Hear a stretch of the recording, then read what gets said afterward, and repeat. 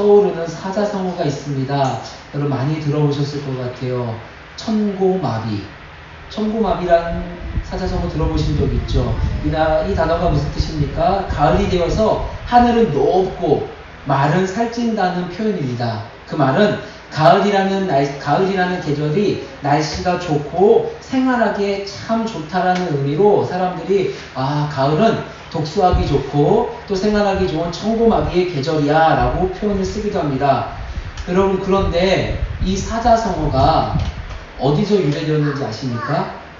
이 사자성어의 유래를 보게 된다면 오늘 대한민국에서 저와 우리들이 쓰는 앞서 말한 그 의미의 뜻대로 우리가 쓸 수만은 없다라는 것을 알 수 있습니다. 이 천고마비라는 사자성어는요, 실제 중국의 흉노족의 언어로부터 유래가 되었다라고 합니다. 중국의 북방에 머물던 흉노족들은요, 해마다 가을이 오면 말이 살찌고 또 하늘이 좋고 날씨가 좋기 때문에 말이 무럭무럭 살이 찐다라고 합니다. 그러면 중국 북방에 있는 그 변경, 중국 북방의 그 아주 테두리에 있는 농경지대를 약탈한다고 합니다. 왜냐하면 말이 살이 쪘기 때문에 말이 그 농경지대까지 갈 수 있는 충분한 힘이 있기 때문에 또 농경지대에는요 추수할 시즌이 되었기 때문에 많은 노량물을 얻을 수 있기 때문에 흉노족들은 천고마비다 하면 말이 살쪘으니까 이제 저 북방의 농경지대를 약탈해서 그 약탈한 노량물을 가지고 겨울을 보내자라고 표현으로 천고마비라는 단어, 사자성어를 썼다라고 합니다. 그래서 북방 변경에 이 농경의 지역에 있는 이 사자성어 천고마비를 듣는 사람들은요, 흉노족처럼 그런 의미로 쓰지 않는다고 합니다. 가을이 되면요 너무나도 두려워요. 그래서 가을이 돼서 흉노족들이 천고마비라는 단어를 쓰면요, 하늘이 높고 말이 살찌니 이제 곧 흉노족들이 건너와서 우리의 농작물을 약탈해가니 두렵구나. 언제 또 쳐들어올지 모르니 너무너무 두려우니 우리가 조심하자라는 의미로 천고마비를 쓰고, 반면에 흉노족들과 혹은 오늘 이 시대를 살아가는 우리들이 오해하고 쓰는 의미로 쓴다면 하늘이 좋고 말이 살찌니 독서하기 좋은 날이구나, 너무나도 살기 좋은 날이구나 라는 의미로 씁니다. 우리는요 어떤 상황을 볼 때 내 입장도 내 상황도 중요하지만 그 입장 반대편에 있는 사람들이 처한 상황도 헤아리는 것이 참 중요합니다. 오늘 함께 읽었었던 본문을 통하여서 그리스도인이라면 우리가 처해야 할 모습들에 대해서 바울은 우리에게 본을 보여주고 있습니다. 그 모습 가운데 앞서 말했던 상황들처럼 내 상황만, 내 주장만 하는 것이 아닌 상대방의 입장도 헤아려야 함을 오늘 본문은 말씀해주고 있습니다. 바울이 드디어 예루살렘에 도착했습니다. 바울이 예루살렘에 도착했더니 그 예루살렘에는요, 오늘 함께 읽었었던 본문의 말씀처럼 수만 명의 그리스도인들이 생겼어요. 여러분 생각해보세요.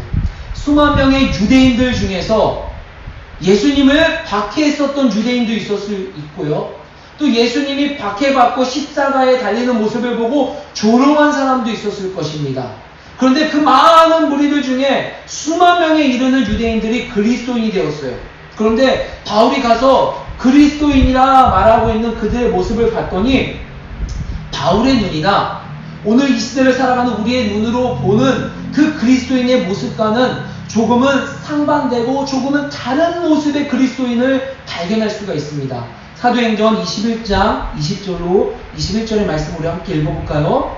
20절 21절의 말씀입니다. 시작. 그들이 듣고 하나님께 영광을 돌리고 바울더러 이르되 형제여, 그대도 보는 바에 유대인들 중에 믿는 자 수만 명이 있으니 다 율법의 열성을 가진 자라. 네가 이방에 있는 모든 유대인을 가르치되 모세를 배반하고 아들들에게 할례를 행하지 말고 또 관습을 지키지 말라 한 다음을 그들이 들었도다. 아멘. 예루살렘에 생긴 유대 그리스도인들은요, 예수 그리스도로 구원을 받았지만 여전히 그들의 삶 속에서는요, 예수님의 이름과 같은 가치를 가진 모세의 율법, 할례, 또 유대인들이 가지고 있는 일상생활의 모습들이 예수 그리스도가 우리에게 영향을 미치는 것과 같은 영향을 미치고 있다라는 것을 보여주고 있습니다. 여러분, 생활의 달인이라는 프로그램 아십니까? 생활의 달인 참 오래됐던 장수 프로그램인데요.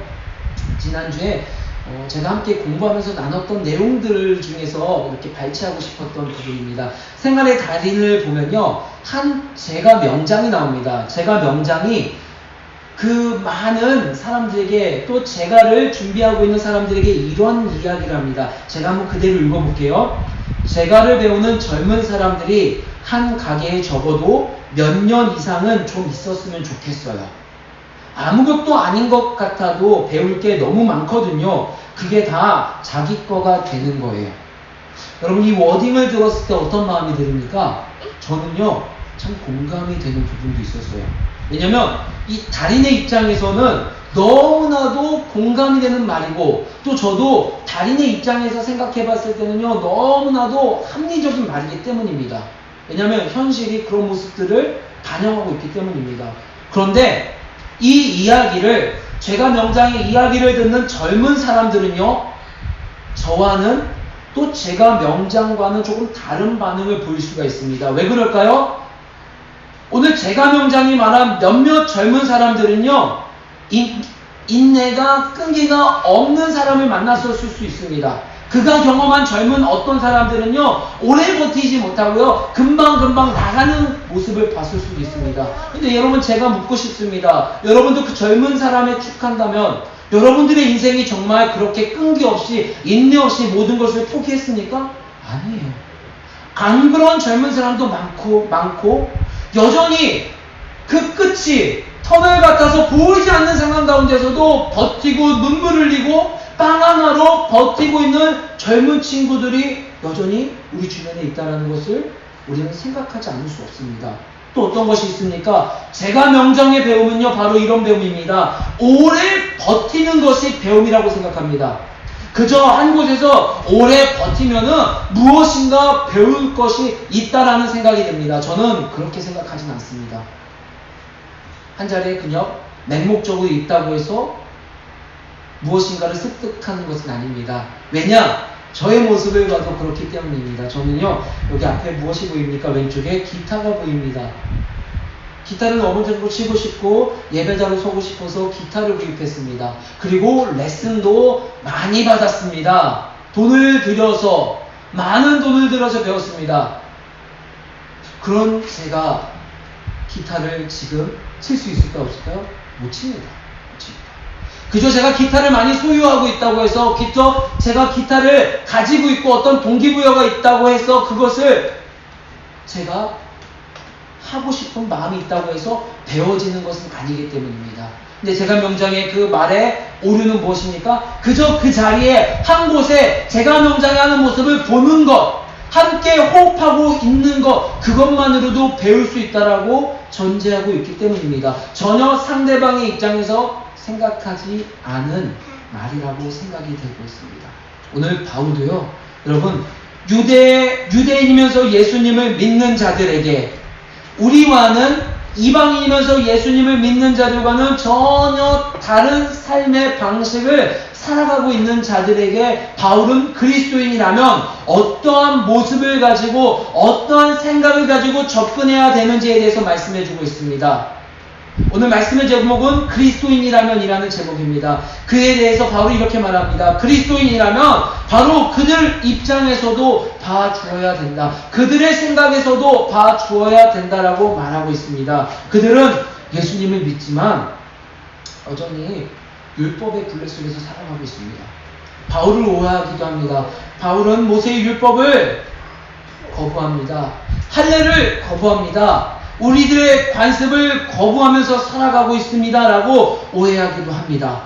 그 상황 속에서 예루살렘의 장로들이 바울에게 와서 다소 무례한 요구를 합니다. 수많은 그리스도인들이 바울 당신을 오해하고 있습니다. 그들의 눈, 그들의 시선으로 보았을 때 바울은, 당신은 너무나도 우리와는 맞지 않는 사람입니다. 우리 눈에는 오히려 당신이 그리스도인답지 않습니다. 그러니까 오늘 장로들이 와서 이렇게 말합니다. 그들의 시선에 맞출 수 있도록, 그 애들이 오해를 풀릴 수 있도록 그들의 방법과 그들의 생각대로 바울 당신이 행동해 주세요. 수많은 유대 그리스도인들이 원하는 것처럼 그들의 요구를 들어주세요라고 바울에게 말합니다. 여러분, 이 방법은요 상당히 무리할 수가 있습니다. 그동안 저는요 이렇게 신앙생활을 했는데요, 교회에서 목사님 이렇게 해줬으면 좋겠어요. 야, 나는 이렇게 생각하는데 너 그 생각이 좀 다른 것 같은데? 야, 너가 바꿔서 나한테 맞춰줘 라고 말하는 것과 유사합니다. 우리 교회는요 점심에 무조건 김밥을 먹습니다. 그러니까 여러분들은 무조건 김밥을 먹어야 돼요. 새해도 김밥을 먹어야 되고, 내가 오늘 햄버거가 먹고 싶고, 내가 오늘은 이삭 토스트가 먹고 싶어도 무조건 우리 교회는 김밥을 먹어야 되니까 여러분들 입에 자크를 닫고 무조건 김밥, 라면도요 선택권이 없어요. 무조건 진라면 먹으셔야죠. 여러분, 그것과 똑같은 원리입니다. 이렇게 그리스도인들이, 수많은 유대 그리스도인들이 바울에게 와서 요청하는 거예요. 무례하게. 근데 그 방법이 어떤 방법이냐? 4명의 소원자들이 있습니다. 바울이요, 우리 그룹에는요 4명의 소원자들이 있습니다. 근데 그들과 함께 결례의식이라는 의식을 행하고 성전에서 그들과 함께 제사를 지내주세요. 그러면 수많은 유대 그리스도인들이 당신이 우리와 같은 그리스도인이구나, 내가 당신과 함께 생활할 수 있겠구나라는, 이 커뮤니티가 깨지지 않을 수 있겠다라는 반응을 보여줄 수 있으니 그렇게 행해주세요 라고 말합니다. 얼핏 보면요 이 행동은요 앞서 말한 무례한 행동에 더하여서 바울을요 무시하는 행동이에요. 여러분 생각해보세요. 바울의 1차, 2차, 3차 전도 여행, 그 모습과는요 조금 너무나도 상반된 모습을 발견할 수 있습니다. 그동안 내가 전했던 메시지가, 그동안 내가 전했던 삶의 메시지가 전부 다 거절되는 듯한 요구로 비칠 수 있습니다. 여러분, 왜 지금 교회가, 그리스도인들이 세상을 향하여 손가락질을 당하고 세상이 우리를 신뢰하지 않습니까? 그 많은 여러 이유들 중에서요 그리스도인인 우리가, 교회인 우리가 본질이 아닌 영역에서도요 우리 생각을 그들에게 주입시키려 하고 있기 때문입니다. 그들의 생각을 듣지 않으려고 하고 있기 때문입니다. 그들의 말과 그들의 생각은요 다 잘못됐다라고 귀를 닫고 그들 편에서 단 한 번도 생각하지 않고 있기 때문에 더 이상 세상은요 우리에게 요청하지 않습니다. 세상은 우리를 신뢰하지 않고 우리에게 손가락질하는 여러 이유들 중 하나입니다. 그들에게 복음을 전하고 구제를 하는 가운데 순수한 복음의 가치만을 가지고 전하는 것이 아니라, 구제를 하는 것이 아니라 수많은 다른 이유들이 있기 때문입니다.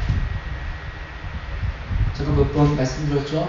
전도하기 위하여 복음을 전하는 것, 내가 뭔가 나보다 조금은 도움이 필요한 자들에게 도움을 전함으로 내가 뭔가 뿌듯하고 내가 뭔가 선을 행했고 내가 뭔가 있는 것 같다라고 생각이 드는 그러한 모습들. 바울은 그리스도인이라면 마땅히 가져야 할 모습들을 우리에게 말씀해주고 있습니다. 그리고 예수님을 믿지만 여전히 율법의 굴레 속에 있는 그들의 요청을 과감하게 수용하고 들어줍니다. 21장 26절의 말씀 한번 읽어볼까요?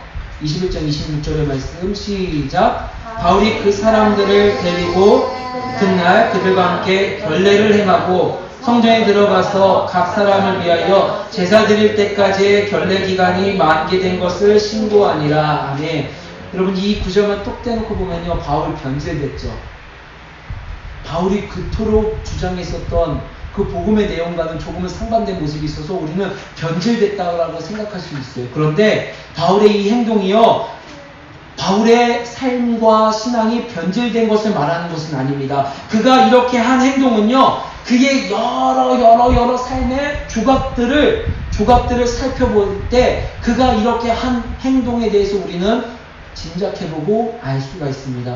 사도행전 16장 3절에 보면요 영적인 아들 디모데가 나옵니다. 바울은요 사도행전 16장 3절에서 디모데에게 할례를 행합니다. 오늘 유대인들이 바울을 비방했던 모습이 무엇입니까? 바울은 모세의 율법을 배반하고 할례도 행하지 않고 우리들의 라이프 스타일을 따르지 않습니다라고 바울을 오해했어요. 그런데 바울은요, 어떤 때는요, 디모데의 영적인 아들 디모데에게 할례를 행했습니다. 그런데 여러분, 반면에 또 바울의 영적 아들이라 부르는 디도라는 제자에게는요, 영적인 아들에게는요, 할례를 행하지 않습니다. 갈라디아서 2장 3절의 말씀 함께 읽어볼까요? 갈라디아서 2장 3절의 말씀. 갈라디아서 2장 3절의 말씀입니다.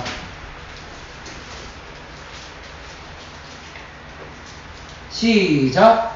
그러나 나와 함께 있는 헬라인 디도까지도 억지로 할례를 받게 하지 아니하였으니. 아멘. 사도행전 16장에서 디모데에게는 할례를 행했고, 오늘 디도라는 영적인 아들에게는 할례를 행하지 않습니다. 여러분, 바울이 다중인격을 가진 자일까요? 바울이 흔히 말하는 어떠한 정신적으로 연약한 병이 있어서 이런, 어떨 때는 정말 이런 모습, 어떨 때는 이런 모습을 보이는 것일까요? 아닙니다. 그 상황을 봐야 되는 것입니다. 갈라디아 교회의 상황은요, 여러분, 거짓 교사들이 들어왔어요. 그래서 예수 그리스도의 이름만으로는 구원을 받을 수 없다라는 어떠한 율법주의적인 모습들이 교회에 들어왔습니다. 그렇기 때문에 그들이 말하는 할례를 행할 수가 없었던 거예요. 왜냐하면 바울이 전한 복음과는 완전히 상충되는 내용이기 때문입니다. 구원은요, 우리의 어떤 행위, 할례라는 행위를 통해서, 어떤 율법적인 행위를 통해서 얻는 것이 아닌 믿음으로 얻는 것이라는 그 가르침에 위반하는 수많은 거짓 교사들이 갈라디아 교회에 들어와서 디도에게도 요청하는 거예요. 야, 너가 전하는 복음이 맞다라면은, 바울이 전하는 복음이 맞다라면은 너희들도 우리처럼 예수를 믿는 것뿐만 아니라 할례도 받아야지 돼. 그래야지 우리의 구원이 완전해 라고 수많은 이웃들에게 복음을 오해하고 독해하고 있는 상황 가운데서 바울이 갈라디아 교인들에게 말하는 것입니다. 2장 3절처럼 나와 함께 있는 헬라인에게는 내가 복음을 위하여서 할례를 받지 아니하였다라고 말을 하고 있습니다. 그런데 왜 사도행전 16장 3절 디모데에게는 할례를 행했고, 오늘 그것과 파생되어서 그와 같은 맥락을 하고 있는 율법적인 의식적인 그 행위를 오늘 본문에서처럼 그 수많은 유대 그리스도인들이 원하는 그 행동을 바울은 행했을까요? 우리는요, 바울이 사역을, 이웃을 대하는 태도들을 통하여서, 그 태도에 대해서 바울이 말하는 바울의 입장을 통하여서 바울이 왜 그런 행동을 했는지를 알 수 있습니다. 우리 고린도전서 9장 22절 말씀 한번 찾아볼까요? 고린도전서 9장 22절 말씀.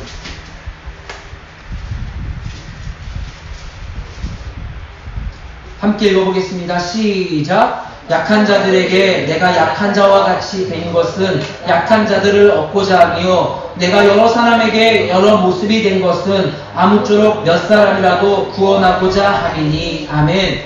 바울이 율법이 있는 자들에게는요, 율법이 있는 것처럼 행하고, 율법이 없는 자에게는 율법이 없는 것처럼 한 행동. 22절의 말씀처럼요, 약한 자들에게는 내가 약한 자와 같이 행한 그 모습들은 바로 무엇입니까? 어떻게 해서든지, 쉬운 성경에 이렇게 기록이 되어 있습니다. 아무쪼록 몇 사람이라도 구원 얻고자 하니, 어떻게 해서든지 한 명이라도 하나님께 돌아와서 구원을 얻게 하기 위하여서 내가 갈라디아 교회에서는요, 율법이 있는 자처럼 율법이 없는 자처럼 행했고, 내가 디모데에게는 율법이 있는 자처럼 행했습니다. 그런데 그 본질, 그 내막에는요, 본질을 훼손하지 않는 선에서 그를 기다려주고 포용해 주었습니다. 본질이 훼손되지 않는 주 예수 그리스도의 놀라운 은혜와 그 일들이 훼손되지 않는 선에서는요, 스스로 낮아져서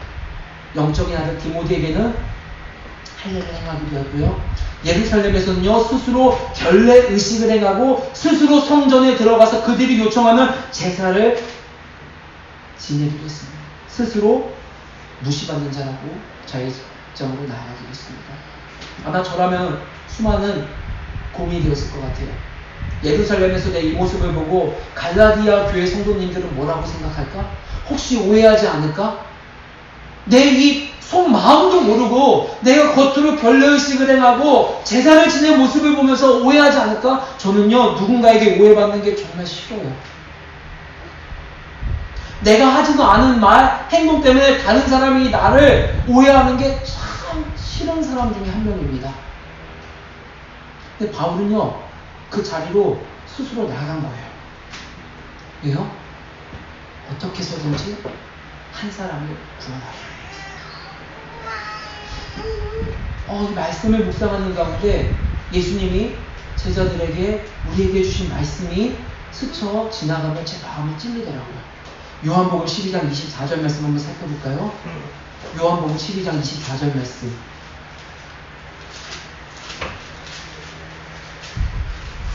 신약성경 168면에 있습니다. 요한복음 12장 24절의 말씀. 시작. 내가 진실로 진실로 너희에게 이르노니 하나님 이 땅에 떨어져 죽지 아니하면 하나에 그대로 있고 죽으면 많은 열매를 맺느니라. 아멘. 여러분, 땅에 떨어져 죽는 게 무엇일까요? 1차적으로는 정말 죽는 거예요. 누가 죽었죠? 예수님이 죽으셨어요. 여러분, 이 말 자체가 너무나도 모순이지만 여러분이 만약에 예수님이라고 생각해 보세요. 그렇게 주구장창 내가 하나님이야, 내가 하나님의 아들이야, 수많은 능력을 발휘했고 또 여전히 그 능력을 믿는 사람도 있지만 반면에 여전히 예수님을 믿지 못하고 오히려 의심의 눈초리를 많이 받는 상황 가운데서 예수님이 십자가에 못 박혀 죽으셨어요. 그 위대한 신중의 신인 하나님이 죽는다는 것 여러분 이해할 수 있을까요? 여러분 오해받지 않을까요? 네가 무슨 진짜 하나님이야? 죽었네? 역시 네가 한 말은 다 거짓말이었어. 와, 제가 만약에 그 자리에 있었으면요 너무 괴로웠을 것 같아요. 너무 견디기 어려웠을 것 같아요. 2차적인 의미가 무엇일까요? 내가 죽음으로, 즉 오늘 말씀에 견주어서 보았을 때 내 성에 차지가 않아요. 우리와 함께 있는 이웃들이, 내 말을 듣는 사람이, 내 사역의 대상이 내 성에 차지 않습니다. 지금은 여전히 허점투성이에요. 복음에 비추어서 성경의 말씀에 비추어 봤을 때 그 아이들이, 그 청년들이, 그 사랑하는 이웃들이 말하는 그 주장들이 너무나도 허점투성인 거예요. 이해가 가지 않아요. 그 행동조차도 너무나도 모순덩어리라서 야, 너 꼭 그렇게 살아야 되냐? 야, 네가 말하는 거 다 이상한 거야. 너 왜 그렇게 살지도 못하면서 그렇게 말을 해? 라고 말하고 공격할 수 있고 이해해주지 못할 수도 있습니다.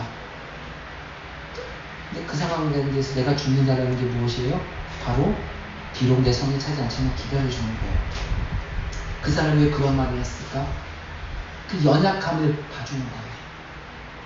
그 방어 기제를 살펴봐주는 거예요. 그들의 마음에서 생각해주는 거예요. 왜요? 왜요? 내가 바보라서요? 내가 말을 못해서요? 아니요. 오늘 예수님의 말씀처럼요, 하나의 그대로 있지 않고 우리의 희생과 우리의 낮아짐과 우리의 기다려줌으로 그 영혼이 언젠가는 살아날 것을 알고 있기 때문에, 내가 약하지 않지만 약한 모습에 처한 것은, 내가 율법에 속해져 있지 않지만 어떤 이들에게 율법에 있는 것처럼 말한 것은요, 아무쪼록 어떻게 해서든 한 명의 영혼을 구원하기 위해서, 생명을 얻기 위해서.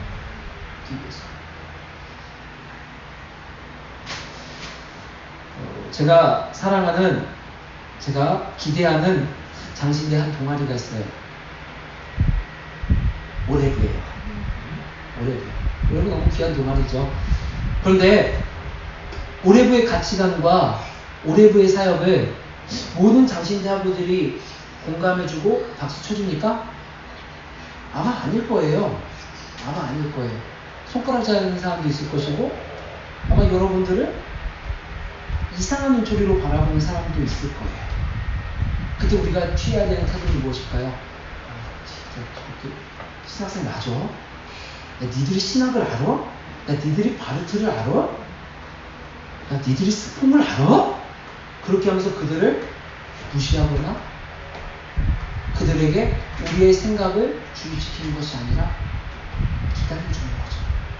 기다려주는 거죠. 그들의 입장에 서서 그들이 이해할 수 있는 언어로. 우리는 그때 낮은 마음의 모습을 가지고, 그러기 때문에 기대가 됩니다. 걸어보지 않는 그 길을 걷는 오레브라는 그 동아리를. 여러분, 지금 시대는요, 우리가 살아가는 시대는 포스트 모더니즘 사회의 시대를 살아가고 있습니다. 포스트 모더니즘은요, 아마 이 모습을 들으면 여러분들이 좀 더 이해하기 쉬울 것 같아요. 얼마 전에 한 방송에서, 오래전에 3년 전에 방송에 나왔던 것 같아요. 핀란드 사람이 나와서 자기 그 나라의 삶의 이야기를 얘기하더라고요. 많은 나라의 사람들이 와서 청년들이 얘기하는 거예요. 그때 핀란드 사람이 나와서 자기를 얘기를 하더라고요. 여러분 생각해 보세요. 여러분, 우리가 버스 정류장에서 버스를 기다릴 때, 출근 시간에 버스를 기다릴 때 우리나라 모습을 생각해 보세요. 어떻게 서 있죠? 사람들이 촘촘히 일렬로 이렇게 따닥따닥 붙어 있어요. 왜냐면 그 줄을 서야 되고 빨리 버스를 들어가기 때문에. 여러분, 근데 핀란드라는 나라는요, 버스에 줄을 서는 모습을 보면서 포스트 모더니즘 사회가 어떤 사회인지를 여실히 발견할 수가 있습니다. 포스트 모더니즘의 사회의 모습을 발견할 수 있는 핀란드의 줄서기가, 버스가 있습니다. 사람들이 10명이 있어요. 근데 우리나라와는 좀 달라요. 우리나라는 10명이 촘촘히 이렇게 줄을 서는데, 핀란드는요 그렇게 서 있지 않더라고요. 한 명 서 있으면요, 띄엄 줄을 서 있더라고요. 이 북유럽의 핀란드만 이렇게 좀 유일하게 하더라고요. 다른 나라는 이렇게까지는 하지 않는다라고 하더라고요. 그러면서 왜 그렇게 줄을 서요? 라고 핀란드 청년에게 물어봤더니, 개인의 영역을 침범하지 않기 위해, 각각 개개인의 생각과 삶을 존중해주기 위해 그렇게 줄을 서기도 합니다 라고 얘기를 하더라고요. 그런 시대 속에서 우리가 살아가고 있습니다. 각각 개인의 생각과 너무나도 다양한 삶 속에서. 성경은 그런 시대 속에서도 우리에게, 여러분들에게 바울과 같은 그리스도인의 모습을 요청합니다. 그러나 기억해야 할 것이 있습니다. 무분별한 그들의 생각을 수용하는 것이 아닙니다. 바로 본질은 사수하되, 본질은 내 마음속 깊이 새기되, 그들의 생명과 그들의 회복과 그들의 구원을 위하여서 우리는 때로는 본질을 훼손하지 않는 선에서 낮아지고 그들의 생각을 수용할 수 있는 도구가 되어야 된다라고, 그것이 그리스도인의 모습이라고 말하고 있습니다. 저는 그 본질을 두 가지로 말하고 싶습니다. 바로 주 예수 그리스도와 하나님 나라. 내 생각은 포기할 수도 있습니다. 여러분, 당연히 내 생각을 포기하고 본질을 훼손하지 않는 한 그들의 생각을 수용하는데 당연히 손해를 볼 수 있습니다. 손해를 보지 않으면요, 내 생각을요 포기하지 않는 거예요. 손해를 볼 수밖에 없습니다. 그것이 물질적이건 마음적이건, 그것이 그리스도인입니다. 그래서 바울은 빌립보 교회에 그 교인들에게 이런 말을 했습니다. 여러분, 오늘 주볼 한번 뒤에 있는 말씀을 함께 읽어볼까요? 빌립보서 4장 5절의 말씀입니다. 시작. 너희 관용을 모든 사람에게 알게 하라. 주께서 가까우시니라. 아멘. 여러분의 관용을, 받아들임을 모든 사람에게. 여러분, 우리 길가질리교회 식구들에게만 말하는 것이 아니라 여기를 벗어난, 내 생각을 받아들이지 않는 그 모든 사람에게도 관용을 보이라 말하고 있습니다. 그런데 우리는 바울의 이 말에 함축적인 그 의미, 본질을 훼손하지 않는 한, 갈라디아 교회에서처럼, 야, 갈라디아 교회에서는 왜 관용을 보이지 않았어? 왜 할례를 받지 않았어? 그때 우리는 말해야 됩니다. 본질을 사수했기 때문이야. 그 갈라디아의 그 사람들의 저의는 우리의 본질을 건드리기 때문에 내가 그들의 생각을 수용할 수 없었어. 그렇기 때문에 나는 할례를 받지 말라라고 주장한 것처럼, 우리에게는 그 무엇과도 바꿀 수 없는 본질을 사수하며 하지만 관용을 베풀 수 있는 그러한 모습이 우리에게 요청되고 있음을 말하고 있습니다. 그런데 본문은요, 거기서 그치지 않습니다. 우리의 생각과 우리의 말만 우리가 그들에게 관용하는 모습을 원하고 있지 않습니다. 21장 24절 말씀 읽어볼까요? 사도행전, 오늘 본문의 말씀 중에 사도행전 21장 24절의 말씀입니다. 시작. 그들을 데리고 함께 결례를 행하고 그들을 위하여 비용을 내어 머리를 깎게 하라. 아멘. 직접적으로 우리가 이러한 그리스도인다운 삶을 살 때는요, 손해를 볼 수밖에 없습니다. 오늘 본문의 말씀을 보십시오. 4명의 서원자가 있습니다. 이 4명의 서원자가 자신의 서원을 이제 다 마치고 이루기 위해서는요, 어느 정도 비용이 드는데 그 비용을요, 바울에게 지불하라고 합니다.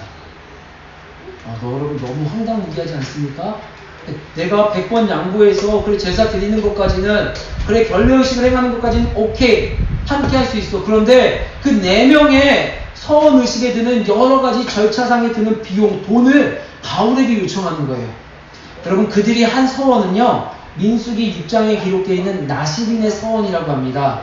오늘로 치면요, 아마도 우리 교회에서는 하진 않지만 수많은 사람들이 했을 법한 작정기도와 같은 원리입니다. 간절히 무엇인가 우리가 하나님 앞에 요청하고 원하는 것이 있어서 서원, 약속을 합니다. 그래서 그 기간 동안에는요, 나시린의 서원을 하는 사람들은요, 술을 먹어서는 안 됩니다. 헤어를 깎아서도 안 됩니다. 그리고 시체를 만져서도 안 됩니다. 시체를 만지지 말아야 된다는 것은요, 부정함을 입으면 안 된다는 거예요. 이 서원 약속 기간 하는 동안은요. 그리고 이 서원의 약속 기간이 끝나고 나면요, 머리카락을 깎고, 그리고 혹시 모르는 나는 모르지만 내가 부정함을 입을 만한 행동을 했을 수도 있기 때문에 결례의식을 합니다. 정결해지기 위해서. 그리고 마지막에 성전에 나가 제사를 지냅니다. 이때 이 제사를 지낼 때 서원의식을 한 사람당 비둘기 2마리와 어린 양 1마리를 드립니다. 적어도 이 적은 금액은 아니겠죠. 비둘기 2마리는 어떻다 쳐도 어린 양 1마리의 비용은요, 어떤 사람에게는요, 상당히 조금 드는 비용일 수도 있습니다. 근데 예루살렘의 장로들은요, 바울에게 와서 이렇게 말합니다. 4명의 제물을 당신이 내주십시오. 비둘기 8마리와 어린 양 4마리에 드는 비용을 요청합니다. 다시 말씀드리지만 너무 황당하지 않습니까? 아니, 그냥 내가 함께 해주는 것, 내가 그냥 수용해주는 것도 많이 배려한 건데 비용까지 나한테 내라는 거, 와, 정말 황당무계합니다. 황당무계합니다. 이 이야기를 나누면서 준비하면서 제 생각이 들더라고요. 제가 청년 때 저희 아내를 집에 데려다 주고 돌아오는 지하철역에서 있었던 이야기입니다. 아마 들어봤을 법한 얘기입니다. 우리 친구 청년들에게는요. 돌아오는데 한 여자 아주머니가 저에게 다가오더니 이렇게 말하더라고요. 형제님 인상이 참 좋아요. 너무 수긍을 안 하시는데요. 표정이 더 굳어지고 있어요. 형제님 인상이 참 좋아요. 그래서 저 그런 얘기 좀 들었긴 했었는데, 너무 인상이 좋은데요. 딱 그 뒷말이 너무나도 마음이 상하더라고요. 형제님 인상은 좋은데 형제님 조상들에게 좀 뭔가 문제가 있는 것 같아요. 그래서 시간이 조금 지나면 형제님 일이 다 꼬이고 애군이 껴서 형제님의 삶이, 형제님의 가정이 풍비박산 날 것 같아요. 여러분, 이 얘기 들으면 기분이 좋아요, 나빠요? 불쾌하죠. 정말 불쾌해요. 제 면상이 되는거요. 얼굴 하나 바뀌지 않고 그 얘기를 하는 거예요. 좀 기분이 나쁠 찰나에 갑자기 그 얘기를 하는 거예요. 형제님, 그런데 그 방법을 해결할 수 있어요. 저한테 커피 한 잔 사주세요. 커피 한 잔 사주시고 그 얘기를 하면은 제가 이 이야기가 해결이 될 수 있을 것 같아요. 아니, 제가 뻔한 이거 공식 아닙니까? 여러분, 이 무슨 공식인 줄 아세요? 도를 하십니까예요. 도를 하십니까? 제사 지내고 구슬해야지 이제 우리 조상의 분이 다 없어진다. 그런데 좋아요. 그 얘기를 하는 것까지 좋은데 적어도 커피는 그 사람이 사야 되는 거 아닙니까? 근데 저보고 커피를 사래요. 그래서 제가 너무 황당해가지고 오는 길에, 20살 때 이야기입니다. 오는 길에 전화기를 들고 저희 집사람한테 전화를 걸어서 그 사람 흉을 한 바가지 봤었어요. 야, 뭐 그런 인간이 다 있냐 하면서 너무나도 황당무계한 요청. 아마 바울도 그런 상황 아니었을까요? 갑자기 서원하는 4명의 비용을 요청하는 거예요. 너무 어이가 없을 것 같아요. 여러분, 우리는요, 그리스도인이라면서 때로는요, 입으로만 그리스도인의 모습으로 살아갈 때가 참 너무나도 많습니다. 근데 성경은요, 그렇게 말하고 있지 않아요. 개혁주의 성경에서는 이렇게 말하고 있습니다. 우리가 구원을 받은 것을요, 중생이라는 용어를 씁니다. 거듭났다. 그리고 나서 우리가 칭의와 성화라는 개념이 있는데, 개혁주의 성경에서는요, 칭의와 성화가 시간적으로 우리에게 오는 것이 아니라 동시에 온다라고 말하고 있습니다. 동시에. 우리가 예수님으로 덧입혀졌고 거룩해졌다면 그 거룩함을 향하여 나아간다라고 말하고 있습니다. 그것은 내가 예수님을 믿음으로 내 생각이 그렇게 거듭나고 바꿔진다. 새 사람이 되었다라고 말을 하고 있습니다. 우리의 삶이 어느 순간 입으로만 그리스도인답다라는 것을 주창합니다. 생각으로만, 펜더로만, 책상에 앉아서만 그리스도인다움을 논하기도 합니다. 그런데 성경은 우리에게 그렇게 말하고 있지 않습니다. 때로는 오늘 이 4명의 무례한 요청과 같이 우리에게 손해를 요청하기도 합니다. 금전적인 것을 요청하기도 합니다. 그런데 그 금전적인 요청의 그 진의를 아는 바울은요, 정말 생각해보세요. 바울이 무슨 돈이 있었겠어요? 바울은 그것을 수용하고 그들을 위해 서운 재물을 대신 지불합니다. 아마 바울은, 저는 모르겠습니다. 바울은 모르겠습니다. 근데 저는 이 바울의 행동을 보면서 마태복음에 예수님께서 수많은 무리들에게 해주신 말씀이 생각이 났습니다. 제가 읽어볼게요. 마태복음 25장 36절에 이런 말씀을 하셨습니다. 헐벗었을 때 옷을 입혔고 병들었을 때 돌보았고 옥에 갇혔을 때에 와서 보았느니라. 아멘. 많은 사람들이 와서 물었습니다. 야, 너는 나에게 이렇게 많이 행했구나. 예수님, 제가 언제 그렇게 했어요? 저는요, 예수님한테 그렇게 해본 적이 없어요. 예수님을 섬겨본 적이 없어요. 라고 질문할 때 예수님이 그들에게 이렇게 말하는 것입니다. 내가 줄일 때 너희가 먹을 것을 주었고 목마를 때 마시게 하였고 나그네 되었을 때 영접하였고 헐벗을 때에 옷을 입혔고 병들었을 때에 돌보았고 옥에 갇혔을 때에 와서 보았느니라. 아멘. 바울은요, 그 바울이 드러나는 그 지불은요, 그 사람만을 위한 것이 아니라 바로 예수님께 하는 섬김을 알았고 그 예수님께 하는 섬김으로 말미암아 그들에게도 회복이 되는 역사가, 그들에게도 구원의 통로가 되는 역사가 있음을 알았기 때문에 때로는 생각과 말뿐만 아니라 직접 그의 주머니를 열어서 삶으로 증거하는 모습을 보이기도 했습니다. 여러분은 어떻습니까? 그리스도인이라면 수많은 것들이 지나가면 생각이 날 거예요. 바울은요, 예루살렘에 자신을 결박하고 환난이 앞둔 상황 가운데에서 가서 그리스도인 다움을 우리에게 보여주었습니다. 오늘 우리에게도 성경은 말하고 있습니다. 그리스도인 다움은요, 다른 것이 아니라 본질을 훼손하지 않는 한 우리가 그들의 입장에 서서 이야기를 들어주고 그들의 생명을 위하여 손을 내밀어주고 때로는 무례한 요청도, 무례한 손해도, 큰 손해도 입을 수 있는 것이 그리스도인이라는 것입니다. 누가 얘기하더라고요. 살아가면서 손해본 적 있어요? 그리스도인은요, 손해본 적이 있어야 되는 사람들이 그리스도인입니다. 살다가 주변 사람들 때문에 마음 상해본 적 있어요? 그리스도인은요, 마음 상해보는 것이 있어야 되는 사람들이 그리스도인입니다. 그 그리스도인 다음으로 말미암아 우리의 그 아픔과 손해로 한 사람이 살아나기를, 한 사람이 회복을 누릴 수 있기를 기대할 수 있는 우리 가족들이 되시기를 주의 이름으로 소망합니다. 우리